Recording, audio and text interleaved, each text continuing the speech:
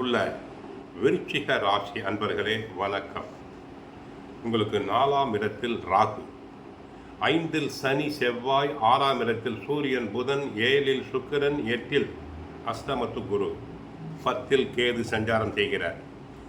6ஆம் இடத்தில் சூரியன், 7இல் சுக்கிரன் இருப்பது மிக சாதகமான அமைப்பு. சூரியன் சாதகம் என்பதால் தந்தையாரின் ஆதரவு உண்டு. அரசாங்க காரியங்கள் எளிதில் வெற்றி பெறும். அரசு உத்தியோகத்துக்கு முயற்சி செய்பவர்களுக்கு நன்றாக வேலை கிடைக்கும். ஒரு பெரிய மனிதருடைய ஆதரவு கிடைத்து அதனால் அனைத்து காரியங்களையும் நிறைவேற்றிக் கொள்வீர்கள். குரு பகவான் சற்று சாதகம் இல்லாமல் இருப்பதால் கொடுக்கல் வாங்கலில் கவனமாக இருங்கள். இல்லாவிட்டால் தங்களுக்கு கஷ்டம் சிரமம் வர வாய்ப்பு உண்டு. தொழில் வியாபாரத்தில் சூழ்நிலையை புரிந்து நடந்து கொள்ள வேண்டும். வேலை ஆட்களை அனுசரித்து செல்லுதல் வேண்டும். உத்தியோகத்தில் சின்ன சின்ன நெருக்கடிகள் இருந்தாலும் அனைத்தையும் தாங்கள் திறமையாக சமாளிப்பீர்கள். ஒரு சிலருக்கு பணி நிமித்தமாக இடமாற்றங்கள் உண்டாகும். வாகனத்தில் செல்லும்போது மிக கவனமாக தாங்கள் செல்லுதல் வேண்டும்.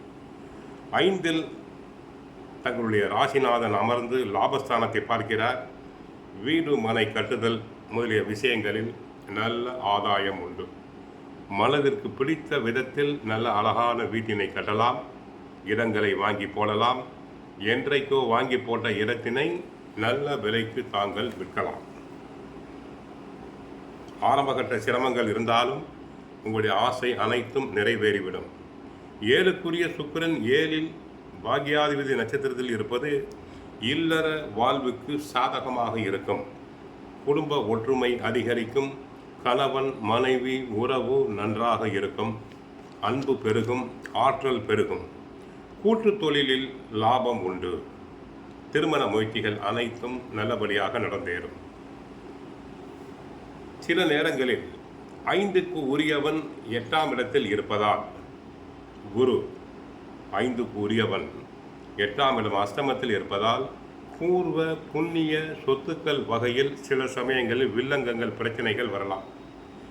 5இல் புத்திரஸ்தானத்தில் சனி செவ்வாய் இணைந்து இருப்பது பிள்ளைகள் விஷயத்தில் கவனம் தேவை.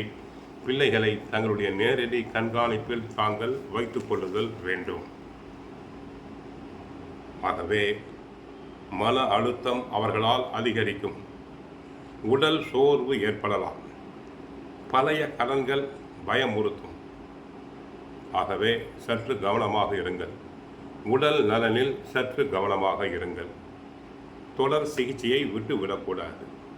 தினமும் பகவத்கீதை படியுங்கள். நன்மைகள் அதிகரிக்கும்.